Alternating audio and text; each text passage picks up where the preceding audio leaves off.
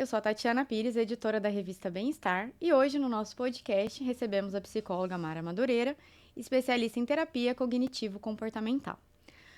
Olá, Olá, como vai? muito bem, e você, como está? Tudo certo. Mara, vamos falar hoje sobre dois transtornos que eles têm os primeiros sintomas, né? Geralmente eles começam na infância, que é o TDAH e o TOD. Explica pra gente essas siglas aí. TDAH é transtorno de déficit de atenção e hiperatividade, e o TOD é transtorno opositivo desafiante, transtorno opositivo desafiador, transtorno, tem um monte de definições para se referir ao TOD, né? Mas vamos chamar de TOD, que é uma postura de oposição e desafio às regras, às normas, né? E o TDAH é característico. O TDAH é caracterizado basicamente por desatenção, hiperatividade e impulsividade. Enquanto o TOD, ele se caracteriza por agressividade, oposição a regras, dificuldade de atender pedidos. Então, eles têm essas diferenças básicas. E o transtorno positivo desafiador, ele surge na infância, ele segue pela vida? Como que é o curso desse transtorno? A causa desses transtornos são chamados de transtornos porque são multicausais, são várias causas, né? Tem fator biológico, fator genético, fator ambiental, fator psicológico. O ambiente influencia muito para atenuar ou agravar ainda mais as características desses transtornos. Mas tanto o TDAH quanto o TOD, eles se manifestam geralmente na fase da pré-escola, ali na infância ainda. Existem casos que podem se manifestar na adolescência, eles ficam mais evidentes na adolescência, mas em geral eles se manifestam na fase da pré-escola, quando fica mais evidente e mais fácil de tratar, de lidar. Certo. E quando ele não é tratado, né? O TDAH, por exemplo, que tipo de prejuízo que ele vai trazer para o adulto? Né? E até para a pessoa que é portadora, né, desse transtorno, eu não sei se é portador que diz, que tem né, o correto de se dizer, explica pra gente, assim, esses termos. O TDAH é uma condição. E o TOD também, Também. né? Os dois transtornos, tanto o transtorno de déficit de atenção e hiperatividade, como o transtorno positivo desafiador, são condições. Não é portador porque não tem como você se abrir mão daquilo em algum momento. É uma condição que você nasce com ela, ela pode ser sutil a ponto de não te prejudicar, né? Quando os sintomas são leves, graves, às vezes nem se percebe muito. Agora, quando são muito pronunciados, os sintomas são muito graves, eles podem causar sérios problemas na vida das pessoas. Por exemplo, o transtorno de déficit de atenção e hiperatividade. É uma condição que esse indivíduo vai ter complicações na vida se não tratar. E desde dificuldade de prestar atenção em sala de aula, dificuldade de cumprir tarefas, de concluir, inicia um monte de atividade e não conclui, se envolve em discussões, é aquela pessoa que perde a paciência facilmente, é aquela pessoa que tem dificuldade de estabelecer relações. Por quê? Se você pegar uma criança com transtorno de déficit de atenção e hiperatividade, por exemplo, ela esquece as coisas, ela não consegue concluir tarefas e acaba sendo discriminada por professores, por pais. Já tem essa tendência de se colocar um pouco meio contra as figuras de autoridades, como no TOD. Não tão grave como no TOD, que realmente uma criança ou um jovem com TOD, ele tem é muito marcante essa característica de se opor às regras, de não obedecer, de não cumprir e de ser contra as figuras de autoridades. Mas no TDAH também existe isso. Então, esse indivíduo é tratado como irresponsável, porque esquece as tarefas, perde objetos, irresponsável, não consegue concluir as coisas. Mais tarde é chamado até de de vagabundo, que não gosta de fazer as coisas por essa dificuldade de concluir tarefas. Existe uma imaturidade na parte do cérebro, no córtex pré-frontal. Então, é um não amadurecimento que faz com que esse indivíduo viva dessa maneira, e não é por uma escolha, não é uma coisa deliberada, eu não vou fazer porque eu estou com preguiça. Ele não consegue fazer. Ou porque não estou prestando atenção, ou porque não, né? É que realmente ele tem essa dificuldade na conclusão das coisas. Sim, o córtex pré-frontal nesses indivíduos é a parte responsável pela inibição de alguns comportamentos.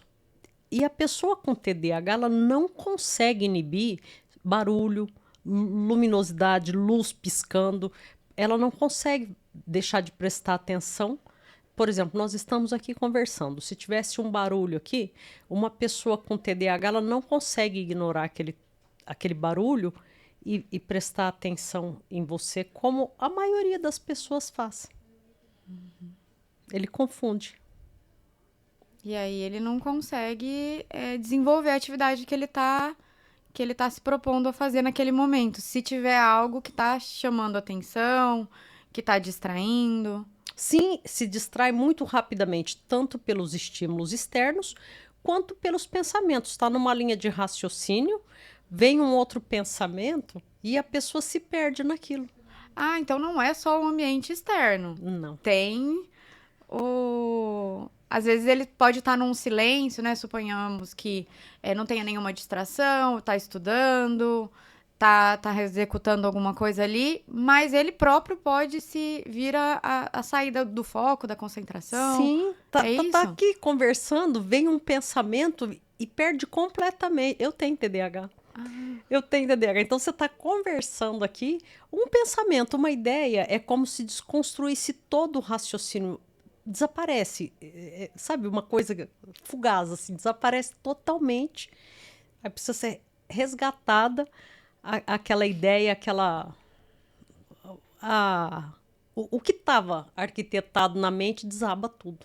Então é importante para a pessoa, ela que tem essa condição, ela ter um diagnóstico, porque muitas vezes ela vai ouvir, né, dos pais, dos professores, de amigos, que ela não presta atenção, que ela é indisciplinada, que ela não é responsável, e ela não sabe se ela tem essa condição, ela não procura tratamento, não faz tratamento, e assim vai levando, ela pode acreditar que ela é tudo isso sem, né?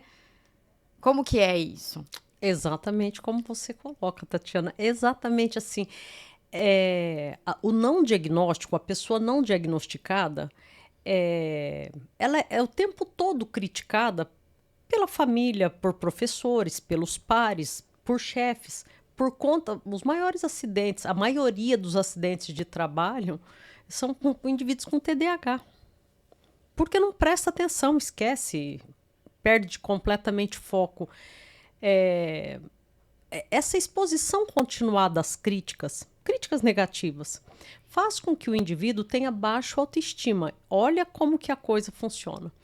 Se eu sou exposta continuamente a uma série de críticas, no momento da formação da personalidade, eu cresço com uma autoestima rebaixada, com dificuldade de estabelecer relações sociais confiáveis.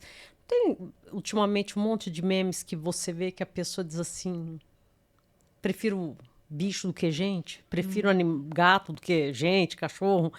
Porque essas pessoas acabam tendo dificuldade de confiar nas pessoas mais tarde. Foi tão doloroso aquele processo de estabelecer relações, criar vínculos, que ela acaba evitando o convívio social, tanto no TOD quanto no TDAH. E um diagnóstico, quanto mais precoce for o diagnóstico, melhor para tratar, melhor o prognóstico, menos chance você tem desse indivíduo apresentar um agravamento desses quadros na idade adulta. TDAH tem uma relação com o transtorno de conduta e o transtorno opositivo desafiador também. Essas pessoas, elas têm muito mais chance de ter outros transtornos que a gente chama de comorbidades psiquiátricas. Mais de um transtorno numa só pessoa.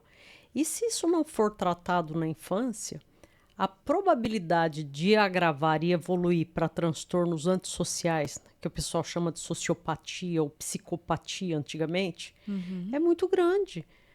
Por essa inadequação, esse desajustamento social e relacional que essas pessoas têm na vida. É uma sucessão de fracassos, dificuldade de se ajustar aos ambientes, dificuldade de aprendizagem, dificuldades relacionais, dificuldade de se manter no emprego, baixa autoestima. Mas se eu não sou capaz de nada, se eu não consigo nada, se em todos os lugares eu sou criticada, rejeitada pelos pares, o que eu faço? Viro um ser antissocial, passo a detestar pessoas, relações, me vingar delas. E aí começa uma escalada para piora desses comportamentos e ajustamento social. Na idade adulta é mais difícil. Então, é muito importante, né, que os pais, no menor sinal, eles procurem esclarecimentos mesmo, né? Que leve a um psicólogo, que vá tirar dúvidas, né, a respeito disso, se o filho tem ou tanto TOD quanto TDAH ou qualquer outra coisa. Mas, como você está explicando, isso pode gerar outras coisas, né?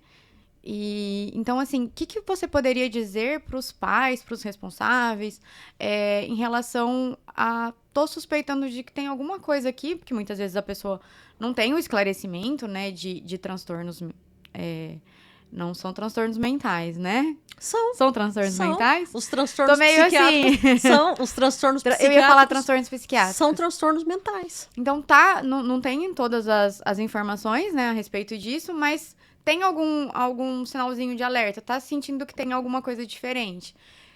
Dá uma orientação aí para os pais, o que eles podem notar que pode ser um indício ou até um sinal mesmo de alerta para buscar ajuda nesses dois transtornos.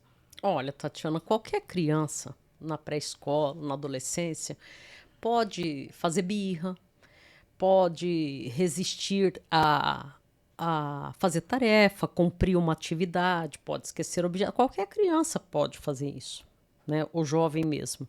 A questão que só é considerado um transtorno quando o padrão de comportamento, de desatenção, de hiperatividade, vamos falar de TDAH, por exemplo, é um padrão persistente, é sistemático, aquela dificuldade de prestar atenção, de manter-se numa tarefa, de ter concentração. Aí você pode dizer, mas para ficar jogando, fica um dia inteiro na frente de um computador jogando. Qualquer atividade que estimule o circuito dopaminérgico, a parte de dopamina, que é aquele neurotransmissor responsável pela sensação de prazer. Qualquer coisa que estimule isso no cérebro de uma criança com TDAH, ou um indivíduo adulto mesmo, né? Porque o TDAH ele é mais grave, ele é mais pronunciado na infância, mas ele acompanha o indivíduo a vida toda. É que ele dá uma acentuada na idade adulta. Mas qualquer atividade que seja estimulante, ela consegue prender esse indivíduo por horas a fio. Aí ele fica com a atenção hiperfocada em alguma coisa que está estimulando essa área do cérebro. E aí a pessoa fala, mas para ficar jogando, fica ali concentrado, para estudar não consegue. Estudar demanda esforço e demanda concentração. E isso pode ser difícil. E no transtorno de... Desculpa, esqueci qual era a pergunta.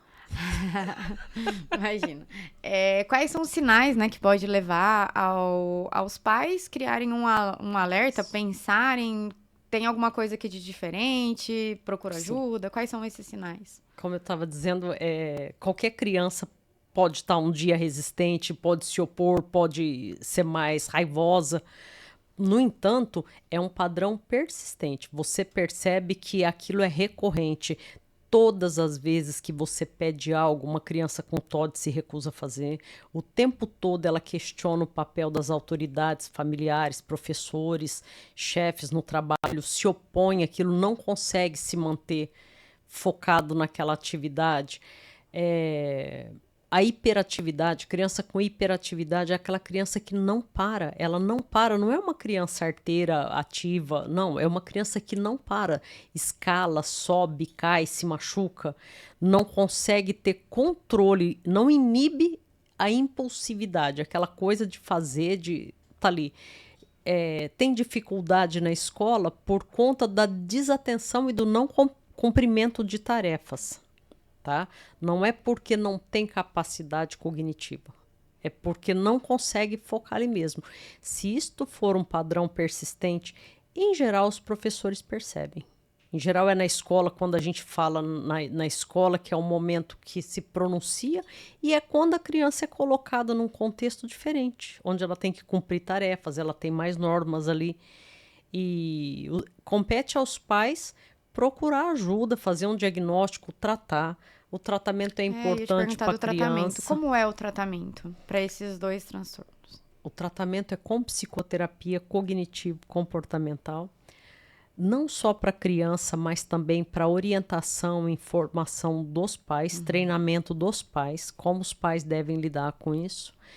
E, em alguns casos, a utilização de medicamento, tá? Porque nos dois transtornos, além dessa combinação de um transtorno com o outro, que podem se manifestar ali ao mesmo tempo, tanto o transtorno de conduta, como o transtorno de opositivo desafiador, como o transtorno de déficit de atenção e hiperatividade, eles podem se manifestar tudo ao mesmo tempo. Também existe a possibilidade de outros transtornos concomitantes, como depressão, ansiedade, que precisam de tratamentos. Então, às vezes, a medicação é muito indicada, mas isso só com prescrição, avaliação e prescrição psiquiátrica, né? Aí é o psiquiatra que vai indicar isso. Então, assim, com o psicólogo, ele pode tratar a parte comportamental e no psiquiatra, se necessário, tratar a parte biológica, né? Tratar os desajustes como chama? Neuroquímicos. Neuroquímicos, Isso. né? Isso. Então, pode ser que sejam complementares os dois tratamentos, mas também pode ser que apenas a terapia possa tratar. Então, isso vai depender de caso a caso. Sim. Seria isso? O medicamento ele vai tentar dar uma regulada naquela desregulação neuroquímica que está acontecendo na cabeça desses indivíduos. E a psicoterapia vai ajudar a lidar com normas, melhorar a autoestima, esperar a vez de falar, ensinar técnicas de controle da ansiedade. Das intervenções mais importantes no tratamento, tanto de transtorno positivo desafiador como no TDAH, é o treinamento em habilidades sociais. Você treinar essas pessoas para agir de forma adequada. Se comportar adequadamente, esperar a sua vez de falar, não interromper as pessoas, entender por que tem essa dificuldade de cumprir regras, de entender as normas, de entregar tarefas. Alguns indivíduos, Tatiana, na idade adulta, que tem TDAH, que não foi diagnosticado e não foi tratado, eles desenvolvem estratégias compensatórias. Dependendo da capacidade intelectual, das condições socioambientais, ele consegue, sem tratamento, desenvolver estratégias de acomodação desses sintomas e ter um bom desempenho acadêmico, profissional, social. Mas a maioria esmagadora não vai conseguir fazer isso. E é o custo de algum sofrimento também, né? Porque se ele não é diagnosticado, ele não passou por um tratamento, ele vai ter essas técnicas aí que você está me dizendo para poder se ajustar, para conseguir cumprir as tarefas, mas não é algo tão natural quanto quem não tem o transtorno. É isso? Não, eu penso que é impossível viver sem passar por algumas experiências sofridas, dolorosas. Eu acho que ninguém chega na idade adulta sem nenhum processo de dor, sofrimento. Sempre vai existir.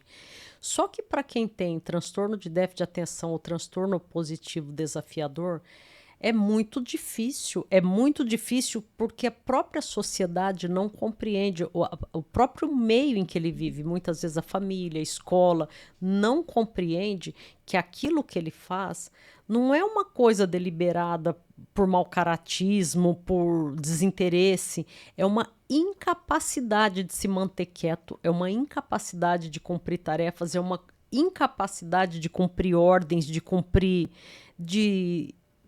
ter ali uma relação adequada consigo, com as pessoas e com o ambiente. Então é muito sofrido. E o tempo todo é aquela questão esmagadora. Ah, mas você não fez por quê? Você não sabia que era para fazer? Por que que não entregou? Mas como que você me esquece uma coisa dessas? Como que você faz um negócio desses? O tempo todo você sendo bombardeada por essas críticas, você realmente aprende a pensar que você é inadequado. Eu tenho TDAH e eu digo para as pessoas, eu cheguei na adolescência com a sensação de que eu era uma cebola na salada de fruta. Parece que em todos os lugares eu estava inadequada, a sensação de não pertencimento a nenhum ambiente. E me conta, como foi o seu diagnóstico? Conta um pouquinho da sua experiência com o transtorno. Meu diagnóstico começou bem cedo, por incrível que pareça, eu tenho 53 anos, né? Faço agora em abril, e era impossível, era impossível. Eu tinha dificuldade de sono, eu não conseguia ficar quieta na sala, eu ficava brigando, me envolvendo em problemas antes mesmo da escola, na pré-escola. E minha mãe trouxe no neurologista. A gente morava numa cidade aqui perto de Rio Preto e ele fez diagnóstico. Esse médico, ele estava acabando de chegar de um congresso internacional onde estava falando sobre isso. Já era conhecido, mas até hoje é difícil de diagnosticar, né? Até hoje é um transtorno subdiagnosticado. E foi feito o diagnóstico. Naquela época tratava com carbamazepina, com neuleptil. Hoje não se usa mais esse tipo de medicamento neste tipo de tratamento. Naquele momento era o que se fazia. Tinha Ritalina também e era difícil, era muito difícil. Era muito difícil. Eu não tive graves prejuízos escolares, a não ser na área de exatas. Porque também ali já tinha uma mistura de acalculia. Não consigo até hoje. Falo para as pessoas, eu não guardo o número, não sei a senha de banco, não sei CPF, não sei. O negócio ainda tem outras deficiências. E aí você compensa de alguma forma fazendo naquilo que você é bom. Vou fazer aquilo que eu sou boa. Porque não daria para pensar numa faculdade de engenharia. Né? Não consigo guardar fórmulas, não consigo fazer cálculos. Então, foi uma experiência. Tive depressão, foi associado com depressão na infância, os transtornos de ansiedade, o quadro completo, veio o combo completo ali. E quando você é tratado, e fazia terapia desde criança, mais tarde essa professora que foi minha psicóloga, foi minha professora na faculdade, né? Foi até interessante isso.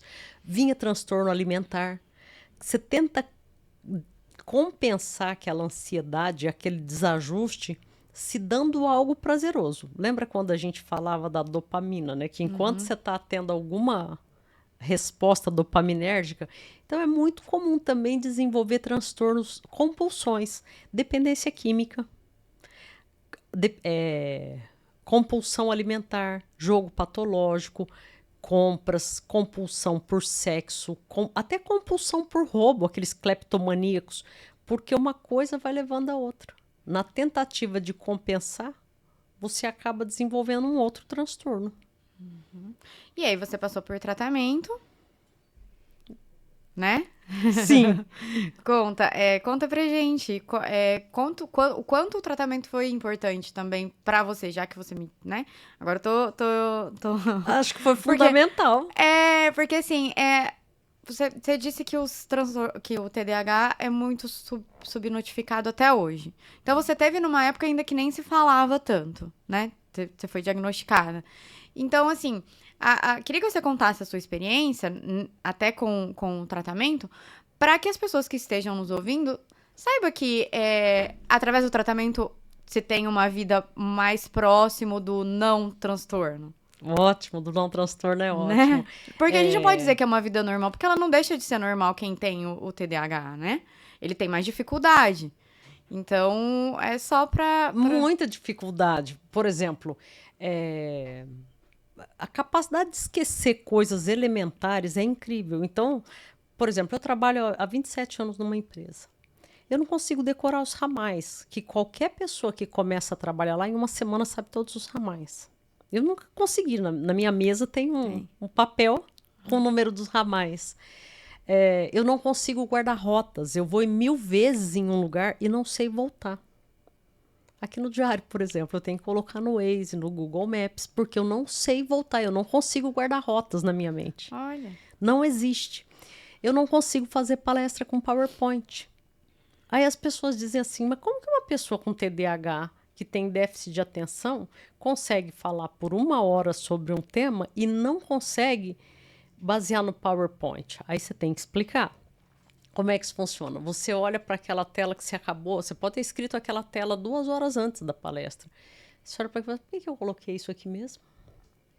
O que eu ia falar? Dá um delay ali, até você encontrar, você fica meio perdida. Assim, é um tempo que não encaixa com com a realidade. Então, sem PowerPoint, é mais fácil porque as ideias ficam fluindo na cabeça.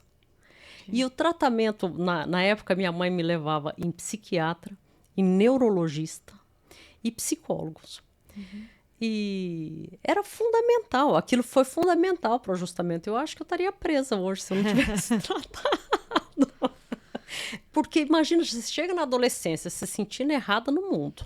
Mesmo sem nenhum transtorno, a gente já tem esse... O adolescente já tem isso, né? Aí se agrava ele tendo, né? Algum transtorno. A gente tá falando desses dois, mas qualquer... Não é? No momento que você tem necessidade de aprovação e aceitação, você acha que só porque você tem uma espinha no rosto, você não vai ser aceita. Agora, você imagina quando você não é aceita de fato. Não é uma coisa paranoica da tua imaginação, como acontece em qualquer adolescente normal. É uma coisa de exclusão mesmo. As pessoas não querem ficar perto de você, porque você causa problema para as pessoas. Você é aquela pessoa que não aceita as regras, não aceita as normas. Ninguém quer conviver com alguém assim. E começa a te excluir. Você tem depressão. Quando você tem depressão, o sofrimento fica triplicado. É como se você fechasse a lente das coisas boas, contemplasse o mundo só com a lente das coisas ruins e com zoom. Você só vê coisas ruins aumentadas. Você se sente péssimo, uma autoestima péssima. O que você faz? Você não se encontra. Então, é muito plausível considerar o risco de uma depressão grave com ideação suicida. Isso pode acontecer, porque na adolescência tudo isso é muito intenso. A rejeição, para quem já se sentiu a vida inteira rejeitado, é muito intenso, é muito forte. Então, é muito importante que as pessoas consigam olhar para um indivíduo e pensar, eu não sei por que essa pessoa está fazendo essas coisas, mas não é normal alguém ter tanta atitude inadequada intencionalmente. Tá? No transtorno de conduta, o que difere dos outros transtornos é que no transtorno de conduta é proposital. Tá? É aquele indivíduo que tem mais chance de desenvolver transtorno de personalidade antissocial porque ele tem prazer em perturbar, ele tem prazer em maltratar animais e pessoas e ele faz aquilo intencionalmente. No transtorno de conduta, e no transtorno opositivo desafiador e no transtorno de déficit de atenção e hiperatividade, não é involuntário. É simplesmente uma incapacidade de inibir estes comportamentos inadequados. Se ele pudesse escolher, ele não estaria fazendo diferente de conduta, é isso? Sim, bem diferente. Certo. Mas mesmo no transtorno de conduta, ele faz intencionalmente, mas ele não escolhe ter o transtorno. Certo. Dá para entender como é que faz isso? Eu tenho um transtorno que me faz ter vontade de fazer essas coisas deliberadamente. Quero maltratar animal, quero maltratar pessoas, gosto de perturbar de propósito, causar prejuízo para outra pessoa. Então, o risco disso evoluir para um transtorno antissocial é muito grande. Precisa ser tratado ali. E, geralmente, o transtorno de conduta, diferente do TDAH e do TOD, ele geralmente aparece por volta dos 10 anos de idade, mais ou menos. Enquanto esses outros dois, o TDAH e o TOD, mais para pré-escola. Mais para pré-escola ali. Para o início da alfabetização. 5, 6 anos, exatamente. Interessante.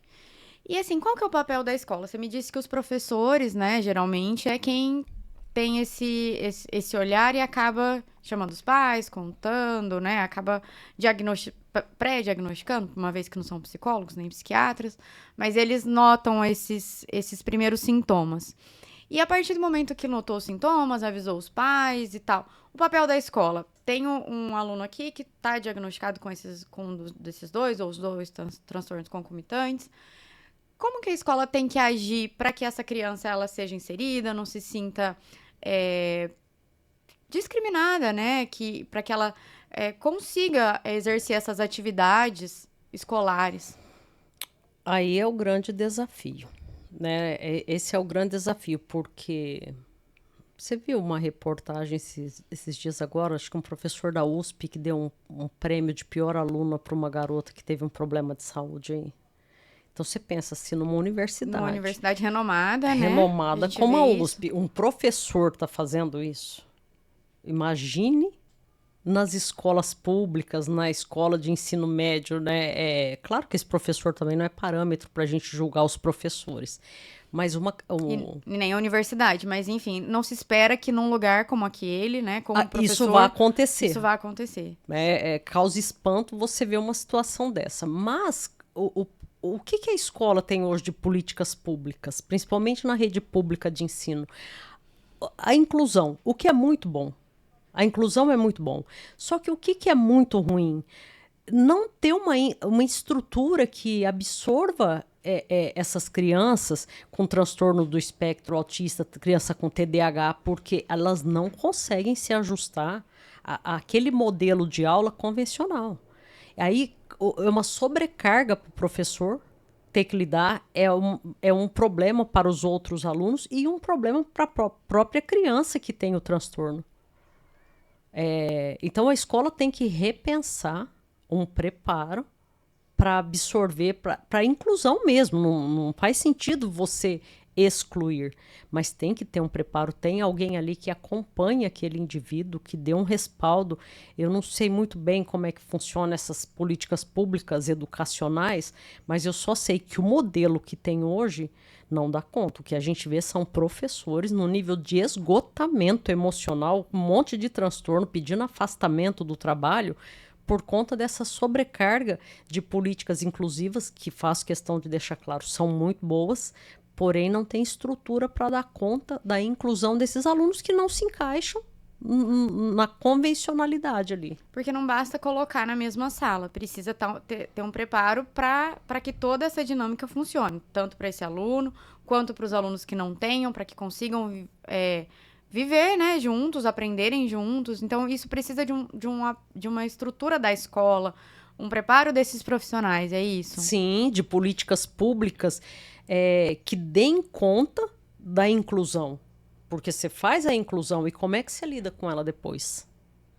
Como que você tem uma criança que não se ajusta ali, que causa... Por exemplo, eu vou dar um exemplo pessoal.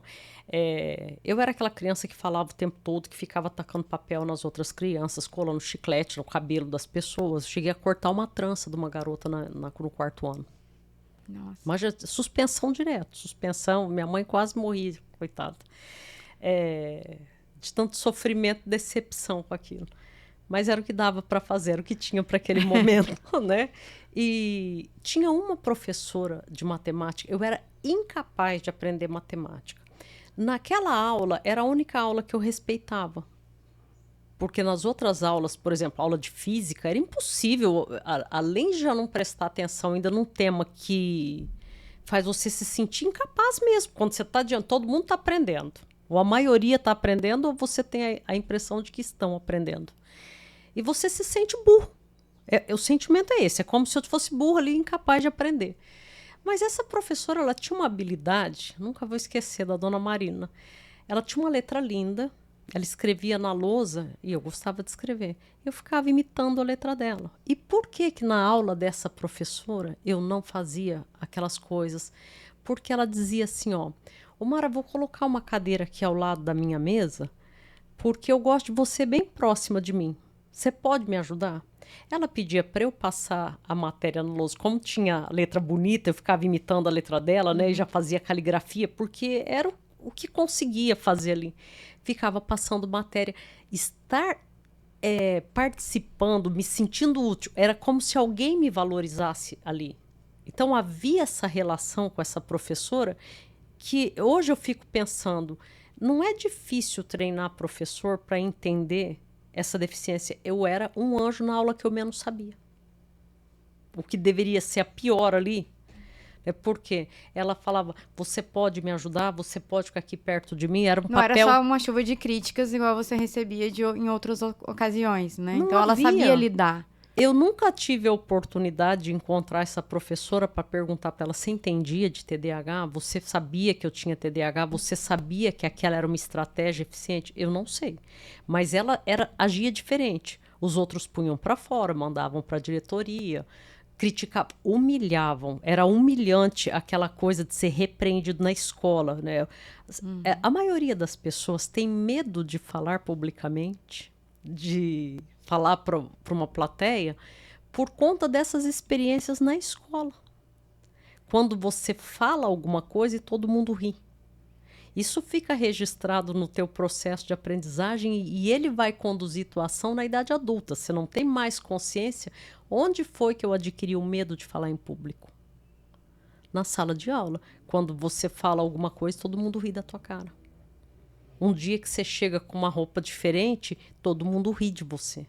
Olha a importância do papel da escola, né? Na formação. Não é só no conhecimento técnico ou qualquer coisa, né? É na formação mesmo. Na formação, no respeito pelo outro, na educação de criança, para respeitar a diversidade, o tempo de aprender de cada um. Eu acho que isso é básico, isso tinha que começar na pré-escola. Ensinar a criança a aprender sobre educação financeira, porque ela vai precisar disso ao longo da vida. Desenvolver habilidades sociais e ética. Eu acho que isso é fundamental na pré-escola. Porque a maioria dos adultos tem conflitos que eles não sabem de onde que vem aquilo. E o curioso, o mais interessante é o paradoxo. A pessoa diz assim, ó, eu acho que esse negócio de bullying na escola é bobagem, porque tinha um fulano que a gente ria, discriminava cor, peso, altura, discriminava tudo no indivíduo, né? E ninguém tinha problema com isso. A própria pessoa que verbaliza essa ideia, ela não consegue tomar certas atitudes na vida que ela já não faz mais o link com o passado. Que muito dos medos que ela tem está associado ao que ela viveu na infância. Aquilo que ela sofreu de bullying na escola e que hoje é um fator que direciona o comportamento dela na idade adulta. Qual que é o medo de falar em público? Quando que você foi rechaçada publicamente? Não, nunca fui. Na sala de aula, lá na infância. Olha. Então, o treinamento de professores, eu imagino que é identificar e entender que cada indivíduo tenha as suas nuances e as gravidades. Então, você encontrar, desenvolver um arsenal de ferramentas, acho que seria um treinamento muito amplo de habilidades educacionais que fizesse o professor identificar ou tivesse um suporte ali na sala de aula, um psicólogo, alguém que pudesse ser chamado para aquela sala que tivesse um aluno problema, tá? Eu não estou falando como alguém que entende de políticas escolares, eu não sei, mas eu imagino se chamar um psicólogo, um coordenador pedagógico, aquele que está ali vendo que essa criança tem, é dislexia, é TDAH, o que está acontecendo aqui? Vamos encaminhar para uma avaliação, vamos ver que tipo de intervenção vai funcionar com ela, porque seria uma... Por mais que você tivesse experiência em avaliar e lidar com esse aluno em sala de aula, você precisaria ter um repertório amplo de habilidades para lidar com essa criança, porque o que funcionaria para você não funcionaria para mim. Então você teria que testar modos de intervir com aquela criança até que aquilo funcionasse naquele contexto. Muito interessante. Né? E assim, a gente falou sobre essas dificuldades, né, que aparecem aqui na infância, pode levar, seguir com a vida do adulto. Mas eu queria que você deixasse, assim, uma última palavra para as pessoas que estão nos ouvindo, que com o tratamento, como a vida dessa pessoa que tem o diagnóstico dessas duas doenças, desses dois transtornos, desculpa, ou de um só apenas, como ela pode ter uma vida frutífera, né? Tanto nos estudos, nas habilidades sociais, profissionais, a partir do momento que ela tem esse tratamento. Tatiana, eu penso que a sociedade precisa de muita informação, acho bem bacana. Quero agradecer imensamente a oportunidade de estar aqui falando desse tema hoje, porque a gente precisa de esclarecimento para poder entender que as pessoas têm dificuldades, que o mundo não deve ser pensado a partir de mim. Ah, mas eu faria desse jeito. Mas não sou eu, é o outro. Mas não sei como você não faz, isso aqui é tão fácil. Fácil para mim, não para você. Então nós precisamos aprender a ter essa diferenciação e olhar e ver que alguns indivíduos eles não têm condições de fazer aquilo que para a maioria parece tranquilo e normal. Estimular a busca por um tratamento, romper os preconceitos. Ai, psiquiatria para louco, não sou louco para ir em psicólogo. Imagina, é um preconceito absurdo, irracional essa fala, mas ainda existe.